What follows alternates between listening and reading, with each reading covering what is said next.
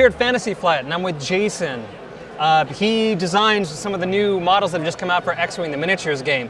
So, Jason, what can you tell us about your official position with Fantasy Flight? I'm the senior media producer, so as well as being behind cameras here at Gen Con, where I'm shooting people much like yourselves and doing interviews and making people feel uncomfortable with cameras. I also, when I'm at Fantasy Flight, get to design the models. So I'm the 3D modeler with SolidWorks. I sit in front of a computer and make the cool ships that become plastic, that get painted, that people play with on their tabletops. And you were just telling us before we started that you've done everything since the Millennium Falcon. The Millennium Falcon was my first. Yep. Okay. It's kind of a surprise because I wasn't doing this. I was doing more traditional 3D for videos. And the boss came and said, hey, you know, this is kind of taking some time. We need you to jump in and make this happen. I said, sure, sounds like fun. You know, God, I wish I could do the Falcon. You're doing the Falcon. Nice. Okay, yeah, that's like only the most well-known ship there is. Right. It's my first ship, and I'm learning the software and learning how to model, and then going through all the hoops of making sure the ship is as perfect as we can get it, because the fans are going to want it to be absolutely perfect. Yeah. So I did it, and it's out, and I haven't been beat up for it, so I guess I did an okay job. We work and we start from the rough shape, and then we start working with LFL to make sure that we've got a size that's going to work for ourselves and for the customers and for the licensor. And then once we get that kind of dialed in, then I'll start putting detailing on it, and then we'll go and just keep pushing it until finally we step back and go, yeah, that's the ship, it's ready, we're done, send it off, let's make it plastic. So I think I was guessing probably somewhere around 50 hours total. Okay. It's also hard because we start it, and usually I'm working on multiple ships concurrently. So I finished the Falcon, immediately started on the Tantive 4. Okay. But as you can see, the Tantive 4 has come out quite a bit after the Falcon. So we start things, and we weren't sure we wanted to do a big ship, and we were concerned that the scale has changed, because to do it at a proper scale with all of the other fighters, it would be a very large ship, which could be doable, but if you were to stop and think, well, if they want to do more large ships, how big would they be? Right. You know, and you're like talking Star Destroyer at the same scale. You're going to drive that in? Right. You know, Super Star Destroyer. Right. That's bigger than an 18-wheeler, you know? Like, okay, how about you guys come to my Death Star house? I live in it, and we're going to play X-Wing there. Yeah. Okay, that sounds cool. How many are we going to sell of those?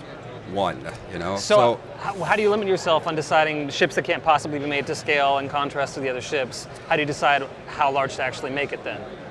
It's, I think, a combination of what size should it be versus what size can we make it so we can actually afford to produce it, so that our fans can afford to purchase it and play with it. So and then once we get close, it's really sitting down with Christian and with LFL and saying, does this feel right? Is this big enough? And Christian will come in and go, oh, it looked good on paper, but it needs to be an inch bigger.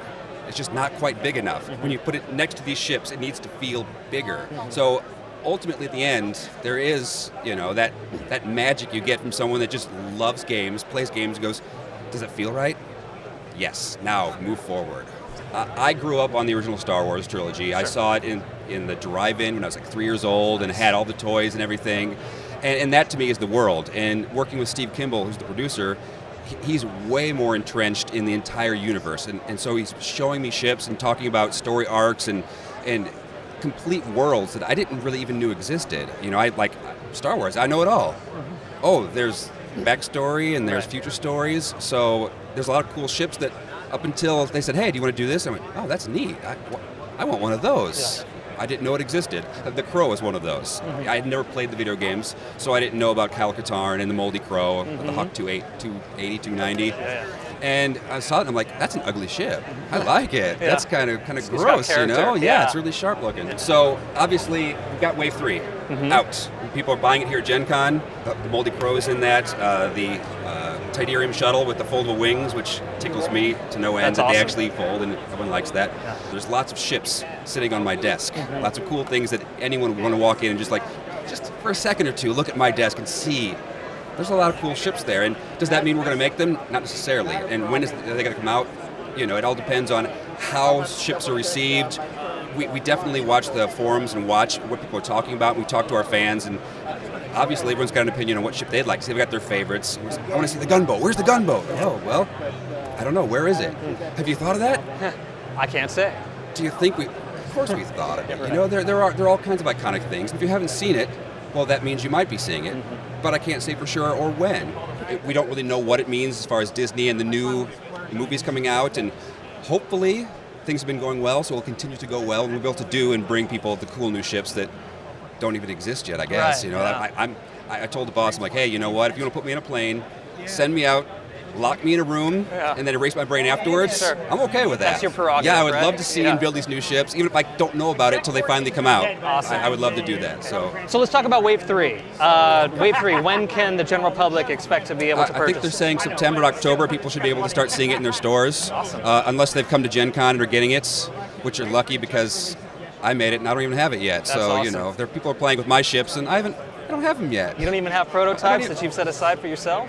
Maybe. Maybe. But won't they get can't, those into can't that. leave the office, We you won't know. get into Those that. Okay. those fair aren't enough. mine. Thanks, man. We really appreciate talking to you. That's really awesome. Thank you for taking the time. Absolutely. From the floor of Gen Con, this is Ryan for D6Mafia.com.